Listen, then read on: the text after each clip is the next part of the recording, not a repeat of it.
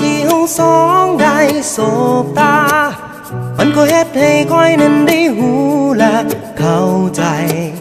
บ่ต้องเอ่ยปากมาก็ยังหูความในหากเขาเปลี่ยนไปใจเจ้าเปลี่ยนแปลงแต่เมื่อมาวันนี้คำว่าหากฟังเปลี่ยนไปแววตาที่มันคงเหตุใดมาเย็นสาบ่ต้องเก็บมันไว้มีสิ่งใดที่ค้างคาให้เจ้าบอกมา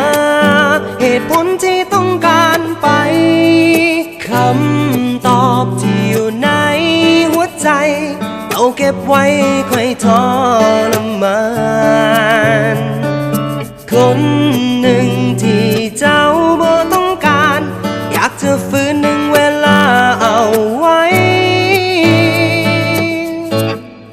ขาดเจ้าไปแต่หัวใจคอยยังต้องการอยากให้วันนี้มันหวนไปดังเมื่อวานสูญเสียเจ้าไปเปรียบเหมือนเสียทุกอย่างคอยคงหับความจริงนั้นบ่ไหว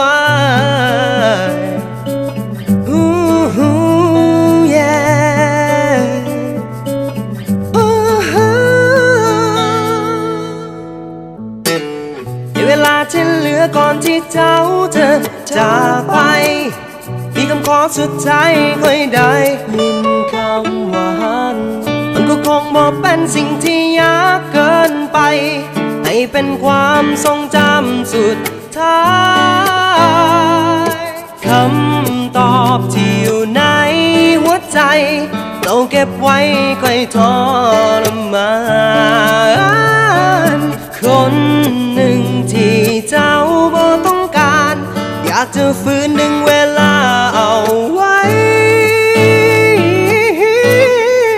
ขาดเจ้าไปแต่หัวใจค่อยยังต้องการอยากให้วันนี้มันหวนไปดังเมื่อวานสูญเสียเจ้าไปเปรียบเหมือนเสียทุกอย่างค่อยคงหับความจริงนั้นบ่ไหว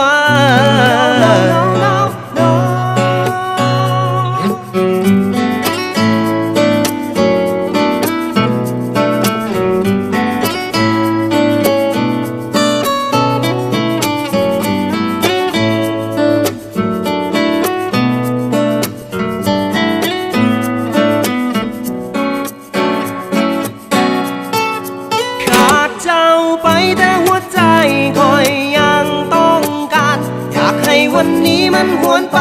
ดังเมื่อวานสูญเสียเจ้าไปเปรียบเหมือนเสียทุกอย่างค่อยคงหับความจริงนั้นบ่ไหวขาดเจ้าไปแต่หัวใจค่อยยังต้องการอยากให้วันนี้มันหวนไปดังเมื่อวานสูญเสียเจ้าไปเปรียบเหมือนเสียทุกอย่างค่อยคงหับความจริงนั้นบ่ไหว